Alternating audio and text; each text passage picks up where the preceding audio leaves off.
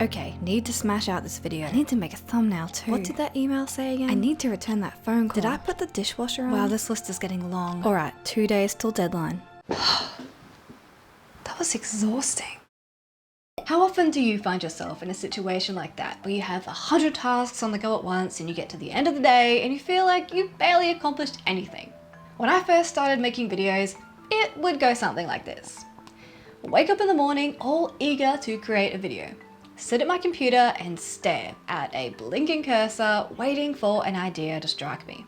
When I did eventually come up with something, I would spend an hour, often much longer, creating a video script or at least an outline. Then I would set up my space for filming and go and do my hair and makeup and come back and read over my outline, making edits and adjustments until it was something I could actually record. And then finally, I would actually start to film. By this time, the day was almost at an end. The biggest problem with this was that I was rushing through my process so quickly that I'd finish recording and I'd suddenly have all these ideas of how I could have made the video better. If there was enough time left in the day at this point, I would copy the files over and at least make a start on my edit. It was like trying to force creativity down one of these wires, extremely slow and unreliable. You can probably tell that this was not very sustainable, and I'd go through large periods where I wouldn't upload a video at all because it felt so time consuming. The problem was not that I didn't have enough time, it was that I had a terrible system. So now, I want to share with you some tips for batch recording your videos so you can implement a great system into your production process that will help you actually enjoy creating videos too. The first tip I have for you is to be realistic with your goals. If you want to jump in and record 4 videos in one day, but you're still at the very beginning of your journey, you could end up feeling more overwhelmed and then frustrated with yourself if you don't reach that goal. Once you've made a few videos from start to finish and you have a clearer idea of the videos you want to create and what you need to learn, design your batching schedule from there. For example, when I started my YouTube channel, I already had the technical video skills because I am a videographer by trade. The biggest learning curve for me was coming up with ideas, creating scripts, making them interesting, and then recording them. When you're making videos about a topic in your field, taking off your practitioner hat and putting on your teaching hat is a learning curve in itself, so don't get down on yourself if it takes you a while to build some momentum. When I stopped trying to create a whole video from start to finish in one day and instead only focused on one step of the process at a time, my productivity dramatically increased. Batching tasks helps you achieve a higher focus, you're less likely to be distracted, and the speed of your work increases as well.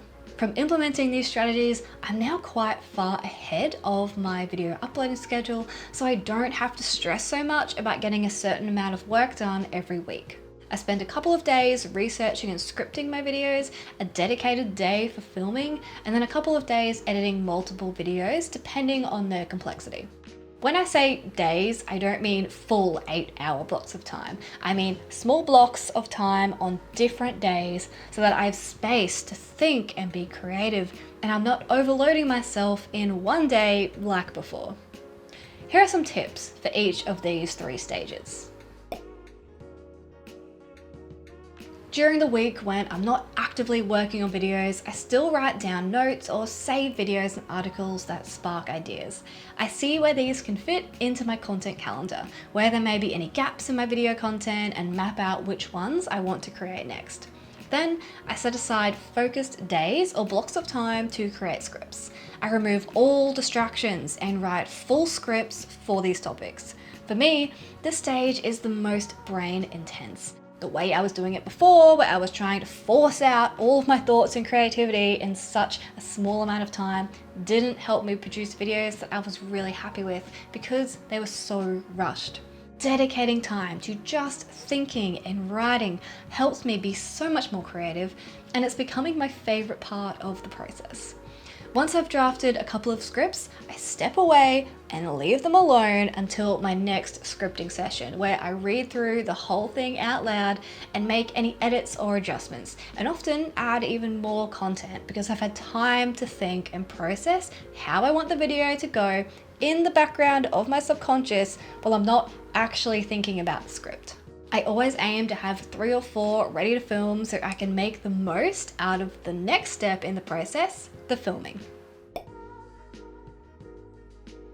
I plan my filming days on a weekday when no one is going to be home so I can get in the zone, don't have to ask anyone to be quiet, because I often take a couple of hours to film multiple videos. My energy is best mid-morning, so I make sure I have all my scripts and my filming space ready the day before so I don't have to worry about this when I go to film. All I have to do on the filming day is put my makeup on, make myself my favorite coffee, and sit in front of the camera to record. I usually hype myself up on these days with some music while I get ready and practice the script out loud to warm up my vocal cords. Filming a lot of videos can be quite taxing, so if possible, I plan these days where the only thing I have to do is film, and I have the rest of the day open to just relax afterwards or do tasks that don't require a lot of extra brain power. When I finish recording, I copy the footage to my computer and sort it into the different video folders. If I happen to have anything else to film that I didn't get a chance to, like extra B-roll, I can schedule this on another day, but I can still go ahead and start editing the videos with my pieces to camera I already have recorded.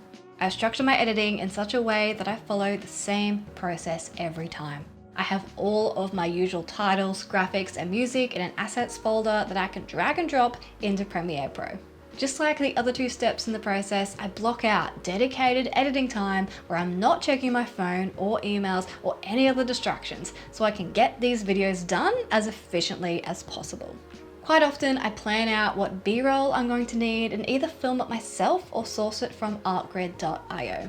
When I go into ArtGrid to get my stock footage, I try to find and download everything I need at once, so I'm not jumping from editing to looking for B-roll, back to editing, and so on and so forth. Most of the time, I batch create my thumbnails as well. I try to plan what the thumbnail will be during the scripting stage of the video. Then, while I've got my hair and makeup done, if I'm going to use a photo, I can take the photos I need on the filming day.